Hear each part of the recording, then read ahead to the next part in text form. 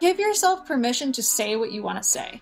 And I know that might seem silly, but we often hold ourselves back because of unconscious patterns of like, oh, well, what's Joe going to think of me if I say this on his podcast? Or, what's so-and-so going to think of me if I have a bunch of valuable information that I think could actually help their business and I share it with them? Are they going to think that I'm, trying to impress them? Are they going to think I'm bulldozing them? Like all these stories that we make up, and that permission to speak truly is such a game changer.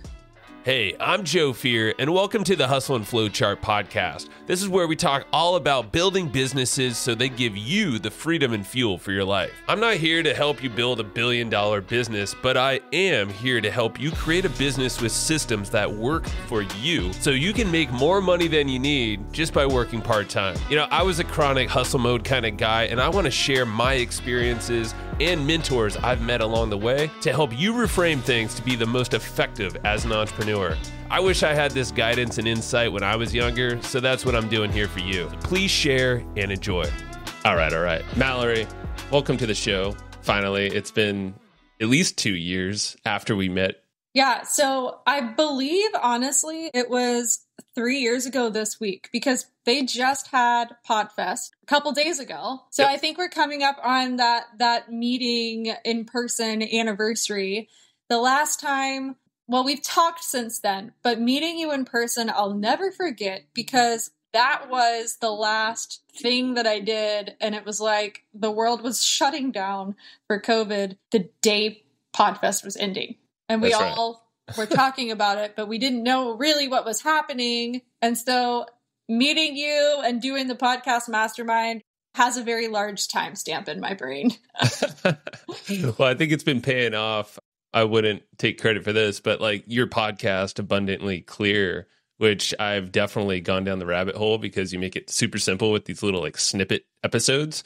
You have cool interviews as well, but you're nearly 300 episodes in. I don't know where you were at the time we met. Like, do you remember where you were with the podcast and your brand at that time? No, you know what? I don't. Because for a little while, I was doing 2 episodes a week. I stopped doing that for capacity reasons. And I don't know, I might go into another season. You never know what's going to happen. Yeah. So I don't look at it as all or nothing. But right now, I'm just doing 1 a week. But I don't actually know when I started to where I was when we linked up. Yeah. That's a good question. I'll have to go back in the archives and look at that. Something to think about. It's cool to see the progression. And yeah, like I checked out your brand, and overall, it looks like you're writing a book as well. And so obviously that's a lot of time that goes into that. But I'd love to chat about you and what you bring to entrepreneurs, because, with this show, you were one of the first people that raised your hand in that, hey, you got a lot to talk about when it comes to entrepreneurs.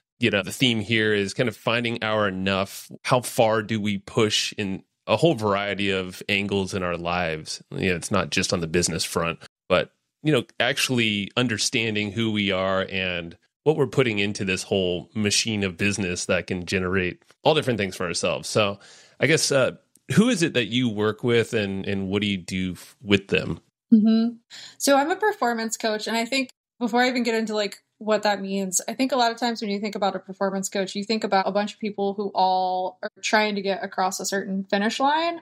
And that's not what I do. Performance coaching for me is really looking at individuals' desires and goals and vision and where they want to take their business and how to really make sure their performance, their emotional well-being, their mindset, they stay dialed in to do the work that they really love, and that they're making really healthy business decisions when it comes to things like operations and just how the business is functioning.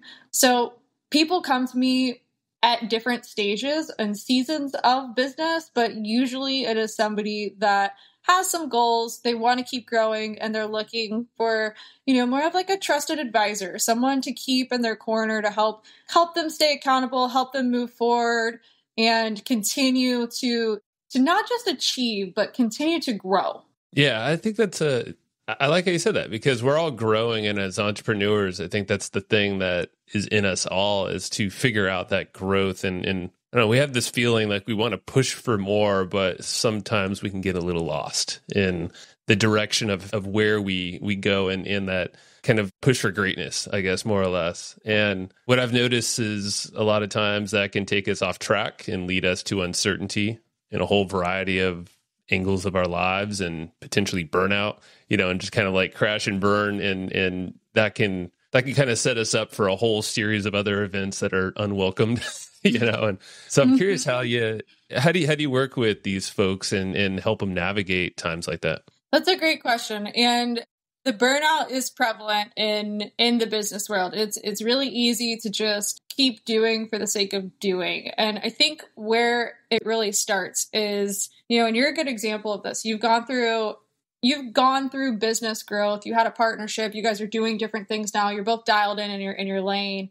It comes with looking at the why am I doing what I'm doing, and does it align with the work that I really want to be spending my time and energy on. And I think the trap sometimes is that you start building something and you start growing something, and maybe your desire has changed and maybe you want something different for this season of your life. Well, it's kind of hard sometimes to sit back and go, well, for the last 5 years, I've been building this thing. How do I just let it go? Or what do I do next in order to pivot and shift? Because those stories we make up in our mind about what it means to create success and what it means to put something down and start different. You're not necessarily starting over. You're taking all of this information and your skills and your growth with you. But the mind likes to make up stories in the imagination about those transitions. So the first part of the work is getting really clear about, is the vision actually in alignment with what you want? Yeah. And that's where, like how you brought up seasons of our lives. I did an episode on that recently because that kind of hit me square in the face. It was like, oh, wow, I've gone through a lot of them. Not everyone experiences the same thing throughout the seasons, but there's a lot of similarities. And like you mentioned with pivoting in business and interests, it's probably good to have grace for ourselves to change, throughout the years and throughout these seasons, because, the day I started business isn't the same. I don't have the same interests and goals as I did back then. I progressed over the years, and that could be tough for a lot of entrepreneurs to change or maybe let go of a partnership, or just switch a business completely. Are there certain like factors when trying to think, when we're switching, it's kind of hard to recognize this for ourselves. That's why having a coach or someone like you who would see that, what are some things and ways that maybe you recognize that are some, from the outside, it's easier, but from inside, how do we, I guess, recognize that for ourselves when we're going through a change and it's a good thing? That's a great question. So I think where it starts is really becoming aware of our emotional experiences, because when we don't have a lot of clarity on the things that we're feeling or the way that we're experiencing something, we miss the cues. Emotions are not good or bad. They're not negative or positive. And there's a lot of noise around that when you're looking at mindset stuff and you're looking at positive thinking. Your negative emotions are not bad. They're literally just there to show you something. And your ability to read it and respond to it and take the information in, almost like a feedback response of why is this here and what do I want to see from it, is how you can really make sure you're in that alignment phase. So there's 5 steps or 5 components to how I'm really taking the hundreds of clients and thousands of calls and going, okay, what is the actual process? How do I put this into IP that I'm working on in the book? And the first piece of it is identity work. And a lot of identity work is about going back to, who am I and what do I care about? Who am I and what do I care about? And having that emotional ability to ask yourself some of those more intangible questions will give you the cues that you need, because at some point in time, if you're no longer as fulfilled as you were 3 years ago in a business, that at one point it lifted you up and now maybe things are different. You've got to listen to those cues, not from a place of, I'm not doing enough, I need to push harder, I need to force it, but just ask and really say, what does it mean that I'm getting a nudge that something else is inspiring me right now? I like that, because that is it's the foundation. It's the root of everything that we're going to do from that point on, is after we identify ourselves And I would imagine, just reflection processes like journaling, mindfulness. I mean, like all these things, at least I've used to help get to that point and reflect, okay, with this transition I've had, separating a lot of stuff from Matt on the business, on the podcast, I had to figure that out for myself is what is this next identity, this one that I want to have for myself, not speaking the public identity, but like, who am I to start with? And yeah, what you said, I think that brings a lot of confidence and quiets the uncertainty a little bit, I'm curious, you said the 5 steps to your process. Yeah. Like maybe continue through these 5 steps. I'd love to know. Yeah, for sure. I'd love to, because I know sometimes this kind of stuff is like, oh, that's great. We just talked about emotions, but how do I apply it? And what does that actually look like? So before I even go into the process, I just want to plug a little tool that I like to use, and it's really just measuring the metrics of what you're enjoying. So my guess is, if I asked you at the beginning of your business, how inspired and excited are you about the business right now? It would have been like a 9 or a 10 out of 10. And then at some point in a different season, maybe that number changed. And like for me, last year, that number started to drop for me. And I was going, why am I not loving this the way that I was last year or the year before? Why is my number more like a 6 instead of like an 8 or a 9 where it usually is? And it's because I had a bunch of stuff that I wanted to share that I wasn't sharing. So by using that measure of on a scale from 1 to 10, how much am I really enjoying this process? It gives you really clear clarity to say, okay, well, anything underneath a 7, we either need to look at it and get rid of it, or look at it and change the structure, change the operation, change the way it's working so that it can fit into our lives in a way that does work. Yeah.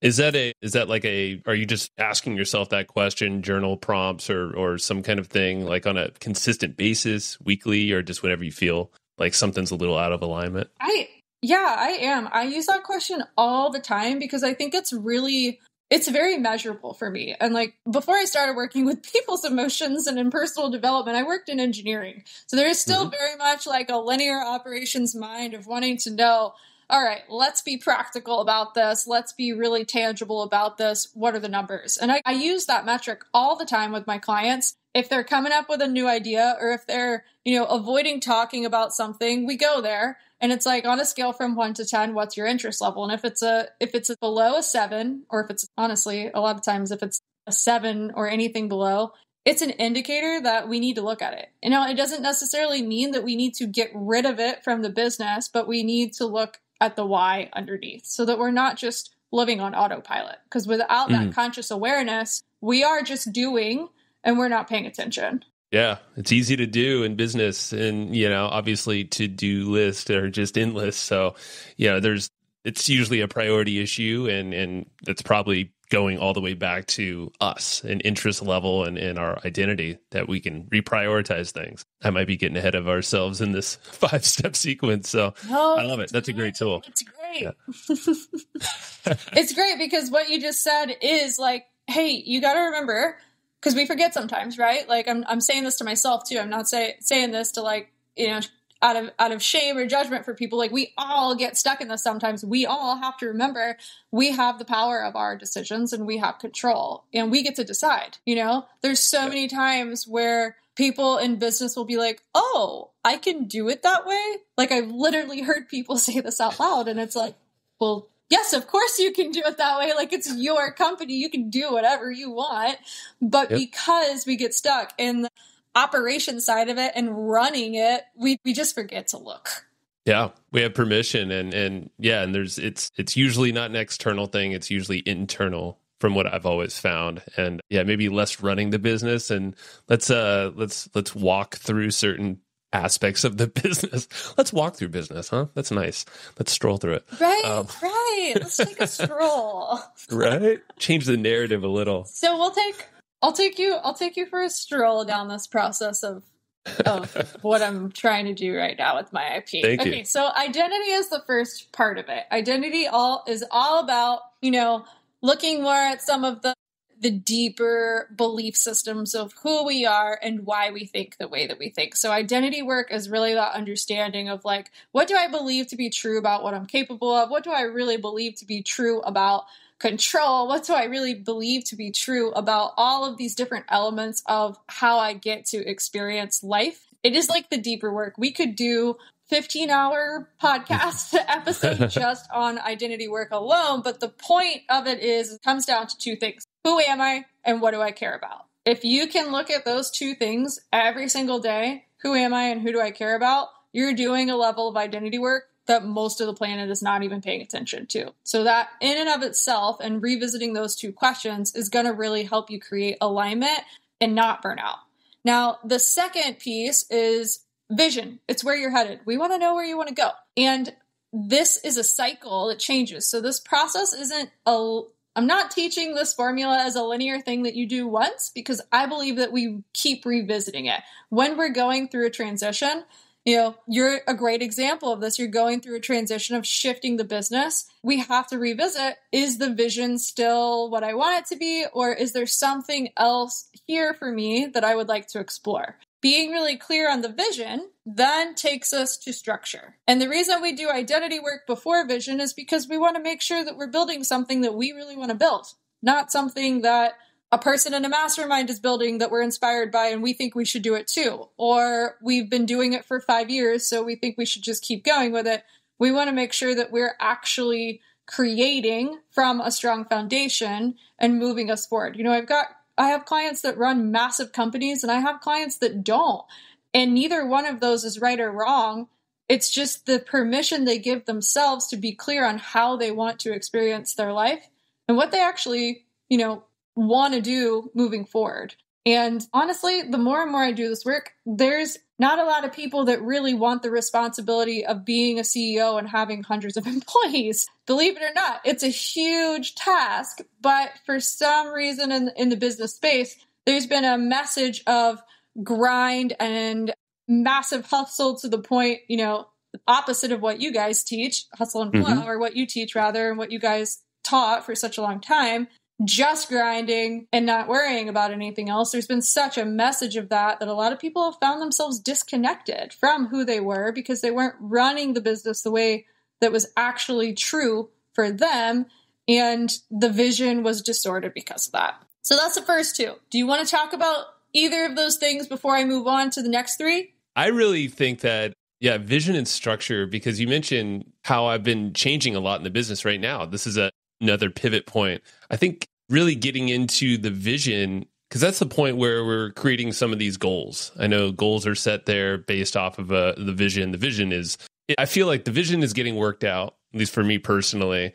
So is there a process that helps people, connect their identity to the vision? Like, is there a way to take ourselves and then start to connect that to this bigger purpose or whatever it is that we can then put into the business? And I could say that, like, for me personally on Hustle and Flowchart, I experienced all the burnout, all the, the frustration, stressors, and all these things. And now I see, this is where I'm very passionate. And I want to take this and share my stories, but also others like yourself and other people who have experienced certain things like that. So I guess, with the vision, that's where we're headed, like you were saying, and the structure kind of helps us get us there, the systems. I don't have a specific question, but does that sound about right? Because I'm kind of like right there, right where you're talking about, where the systems are being built, but the vision is getting clearer and clearer with more conversations. But I wouldn't say it's perfectly defined quite yet. Yeah, and you know what?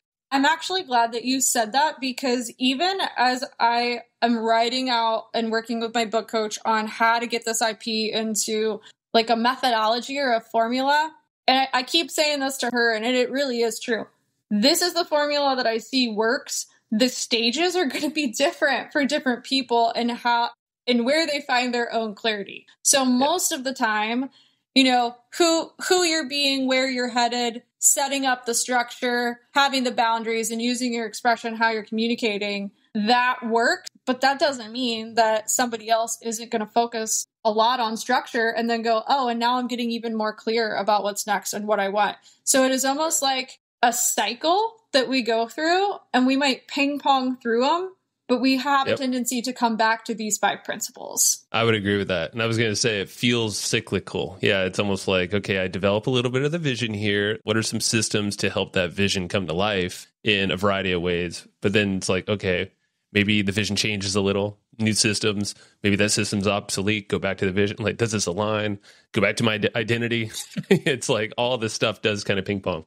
Right, exactly. And when we are most unfulfilled is when we're not ping ponging. It's like when we've stopped playing the ping pong game of ourselves to look at all of these areas to check in and see, does this actually fit where I want to go? Yep. I like it. Awesome. Yeah, that's clear. So let's I think we're on number 4, I believe now.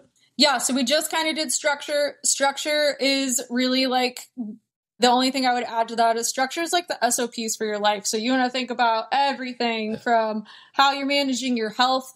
And then when we're looking at business, we're really looking at operations and, are we working with the type of clients that we want to work with? And are we marketing in the way that we want to market? You're really looking at the nitty gritty. We're taking the mindset principles and looking at the practical elements and getting feedback from all those places to course correct in the way that we want. Because, I know I've heard this so many times, and I know this is true for so many people. You hear mindset stuff and you go, how do I apply that? What do I do? Where does that take me? We have to make sure we're doing the practical piece, which is a lot of structure. So the fact that you are an engineer too helps a lot. And I just want to give you credit on like your background in that. I think is very unique in the fact that it feels very esoteric for a lot of folks, or woo-woo, whatever label that might come to mind to folks, but it is a practical thing. And that's why I love the structure here that you're giving us. But please continue. Yes. So the 4th one is boundaries. And whenever we think about boundaries, and I know this is something that was true for me a while ago too. You think about boundaries and pretty much you think about time management, or you think about what am I saying no to? And that's a great place to start. And I think there's more to boundaries than just looking at the what am I saying no to, and am I done working at 5 o'clock every day, and do I take weekends off? Boundaries for me is really looking, what am I allowing in on a whole level, and what am I putting out? So I'll give you an example of this. The more someone grows, I work with some people that have some really large companies, and the more they grow, the more opportunities they have naturally because their networks are growing. They've got people asking them to come speak at their events. They have people asking them to come onto their podcasts, and they have to start gauging it differently. It's not so much they want to say no to things, but in looking at their energetic boundaries of what they're giving to their team, what they're giving to their clients, is there also room to contribute to certain groups, or do they need to preserve and sustain their own energy? And if so, what does that look like? So we want to go to the next step of, okay, maybe this is a season for you to just stay in the office and stay in the team and really focus, but also what does it look like when you're not at the office? How are you filling your cup back up so you're giving yourself the energy you need? Because you giving yourself energy is also what helps you pour energy out. So it's more of like, I need to find a better word for it, honestly, but it feels more of like a synergy. It works together versus these are the hours that I work and I'm going to say no when I want to say no. Yeah, I love that because that and the energy piece I think is crucial here with boundaries. Saying no, we can all say that and like, yeah, it's protect yourself and your values and all that stuff. But how you describe boundaries, it's what you put in, what you get out. I think of that as leverage. It's you want to put less energy in, more output. And as an engineer, I'm sure that's always ideal as well. So preserving energy is crucial. We only have so much energy every single day, mental, physical, whatever it is. I feel like with this, it might even create more energy in ourselves and our minds to limit some of these external things that might not fit so much. So your inputs are lesser than the outputs, of course. That's greater leverage out of everything we do. I love that you just use the word leverage a couple times in there. I'm going to use it. So if you ever read the book when it comes out and you see that leverage is in the chapter of boundaries, you know where it came from. I'm going to have to shout you out. I will. Please do. Take it and run. Cool. I love it. Boundaries are everything. And I know I've struggled with that many, many times. I mean, there's time management to it as well. I'm sure there's things like time tracking tools that you might recommend or strategies to guard our time. Track time in general, I think is helpful to see where that energy is being put. And you're like, oh yeah, my leverage is nothing right now in this activity potentially. Right. Absolutely. And again, it's that constant awareness. So like I have an event that I'm going to. We're recording this on a Friday, and I have an event that I'm going to on Sunday, and I'm going to be there from Sunday to Friday. It's a very long event. So even getting more clear for myself, because this isn't something that's come natural. All of this stuff is a skill. This isn't stuff that you just like figure out and me looking at what is the rest of the day Friday and what does Saturday look like, I pretty much want to do nothing. I don't want to go out to dinner. I don't want to hang out with people. I just want to be at home with my husband and spend time with him, but have some slowness because it's going to fill me up for what's next. And it's looking at like that energy balance, that cycle. How does it work versus just continuing to go, which I know I've definitely experienced that more go pattern and starts to wear on you. Oh yeah. It'll break you. And felt it many times. I like the slowness. I'm all about the slowness now. So props to that. Live it up. Not at all. I mean, that's the thing. We're strolling. Just honest. Yeah. Being honest with what you want, I think is like the biggest gift we could give ourselves. Permission to say what we really want and let ourselves be okay with that. That's right. I love it. Well, let's round this 5 steps out with the last one. So the last one is expression, which actually ties into what I just said, because expression works with self. It works with the way you're communicating with you, but it also works with how you're communicating, how you're leading your team, how you're leading in your marriage, how you're leading in your relationships, how you're communicating what you might be feeling. Are you suppressing and holding back because of fear of what other people might think if you say what you really want to say? Or are you just allowing yourself to really share from who you know that you are? Because that ability to have clear communication with yourself is how you really lead. And this gets into, there's probably going to be a second book just about expression, because it literally ties into how you delegate with work. It ties into how you start a conversation when you're ready to make a business pivot and you're in a partnership.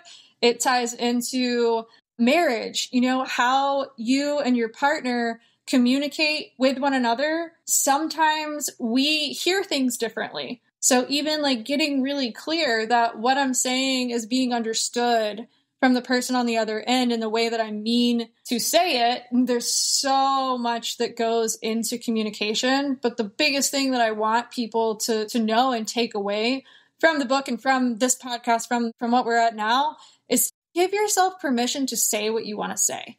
And I know that might seem silly, but we often hold ourselves back because of unconscious patterns of like, oh, well, what's Joe going to think of me if I say this on his podcast? Or, what's so-and-so going to think of me if I have a bunch of valuable information that I think could actually help their business and I share it with them? Are they going to think that I'm, trying to impress them? Are they going to think I'm bulldozing them? Like all these stories that we make up, and that permission to speak truly is such a game changer. It is. And you're right. The permission to speak and express ourselves. There's a book that when I read it, changed how I think of communication. It's called Nonviolent Communication by, great book. I'm sure you read it. Yeah. By Michael Rosenberg, I believe. Marshall Rosenberg.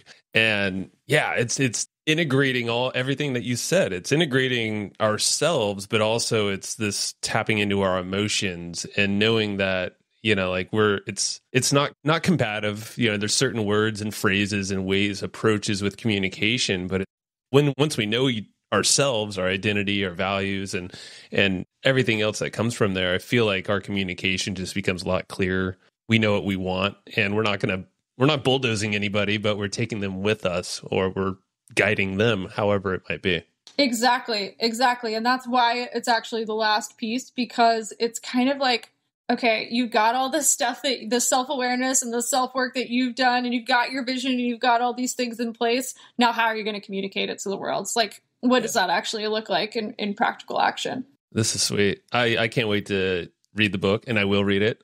once it's out. What, do you have a title for that book? Yeah, so it's called The Abundance Decision. And it's really about making a decision of abundance and having radical honesty with yourself in all of these areas to create a life of fulfillment without burning out. You know, when we think about abundance, a lot of times we think about more, and that's not how we experience abundance. You find enough when you fall in love with the process of life. And oftentimes more is a byproduct of that. But when we aim for that decision every single day of coming back to the abundance place, that's how we create happy business owners and happy lives and happy marriages and happy kids. And then everyone just has a better life experience. That's right. We're creators and we're helping other people feel that creation, create themselves. And then it's just this whole butterfly effect, you know? So exactly. I love it. Do you know when that's coming out? I know you're still mid-writing, so I'm sure that's all in flux. Well, yeah, but I hired a really good book coach. I'll put it that way. I wouldn't be able to say this if I didn't have her on my side. It should be out by July. Awesome. Declared. Here. Yes. It's out there now. The more I say it, the more real it's going to be. Dang right. That's why I wanted you to say it. So awesome. So we'll be looking for that. Once it's out, I'll definitely shout it out too. Malorie, this has been great. How can folks find you and your podcast? Yeah, so you can go to abundantlyclearpodcast.com and that will take you to the podcast part of my site. I tried to actually buy the MalorieNicole.com URL without the hyphen in it, and I can't get the guy to let me buy it. He won't even make me an offer, which, you know, it's all good. I know, it's so strange. So I just send people to abundantlyclearpodcast.com. It's easier to go to. Otherwise, you can go to Malorie-Nicole.com. And the best place to find out about the book too would be to get on my email list. You'll be the first to know. Yeah. Join the list. Yeah. Go listen to the podcast. Seriously. It's like these like quick, I don't know, they're like under 8 minutes. It seems like average. And yeah, they're just quick bite size. So if any of this resonated with you, there's a lot more over there. So go check out the Abundantly Clear podcast and the website, new fancy website over there, Malorie. Thank you for hopping on here. And we caught up this way. This was like a cool catch up / educate, not just me, but everyone else listening. So I'm happy we did this. So thanks for making it happen. Yeah. Thank you so much for having me on the show. I appreciate it.